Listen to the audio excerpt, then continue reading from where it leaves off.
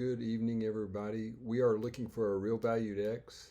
I think sometimes you have complex type solutions here, but we are looking for a real number solution here. And you may note already that it's rarely a bad idea to reduce a fraction. So this is 2 divides both the numerator and the denominator, so you would get 3 over 2 into that's 2401. 2401. In fact, I could have just written the problem down that way. Probably should have. Okay, now just to be clear on what the summation indicates, notice that this index right here, I, doesn't appear here. And this happens sometimes. It's not that common. Usually the sum and itself is some function of I. In this case, it's not. It's just telling you to add this object up 21 times. And so that literally means 343 raised to the x power plus 343 raised to the x power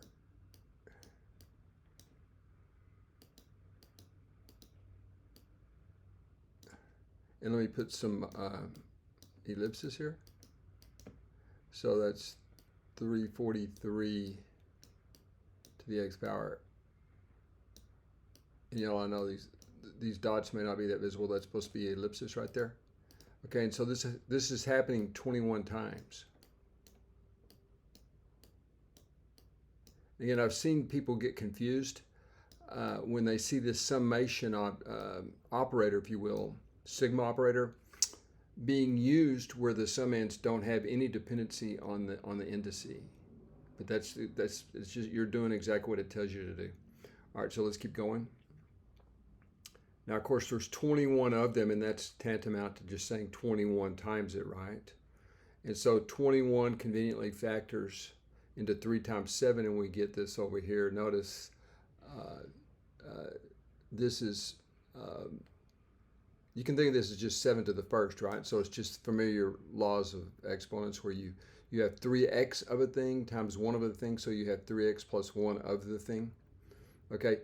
Now we've seen that this is equal to, that this fraction reduces to 3 over 2401. So this is all equal to, let me just write it right here. You know what I'll do? I'll just cancel. You see the 3 here and the 3 here will cancel. Well, no, I won't do that. Let's just write it down. Okay, that'd be sloppy. Not that that's hindered me in the past. Okay, now, so what we get here, the 3's do cancel, and so you get 7 raised to the 3x plus 1. Now here's where it's nice to notice that there's a divisibility test. Let me just write this.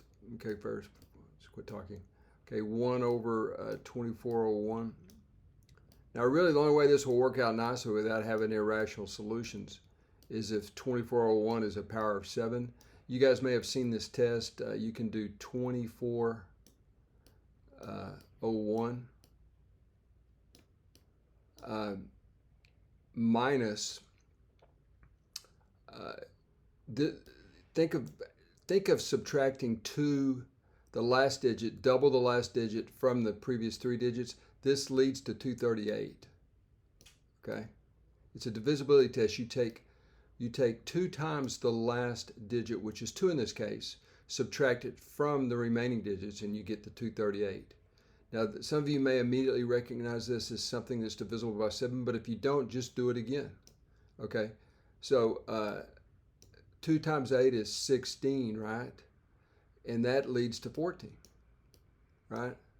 When you take away, no, I'm sorry, what am I thinking? That just gives you 7 straight up, right? Let's erase that.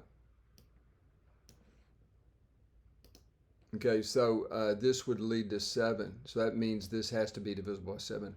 So, and that's a divisibility test. I proved it on another video somewhere, you know, but there's a nice divisibility test that says take 2 times the last digit, and that's what I did successfully, till you get to something that's known, and 7 is certainly a multiple of itself. Okay, now, so it turns out that 7 that we're interested in, or the power of 7, is 7 to the minus 4. Okay, 7 cubed is 343, and then 7 times that is this, and then it's in the denominator. So Once we have something like this, since the exponential function is a one-to-one function, you can equate the exponents. So we can equate 3x plus 1 with -4. And if you subtract 1 and divide by 3, you get x is equal to minus 5 over 3. Okay, that's the answer. And again, I don't think there's any complex solutions, but I don't know that much about that really. All right, so I guess that does it. Thank you for viewing.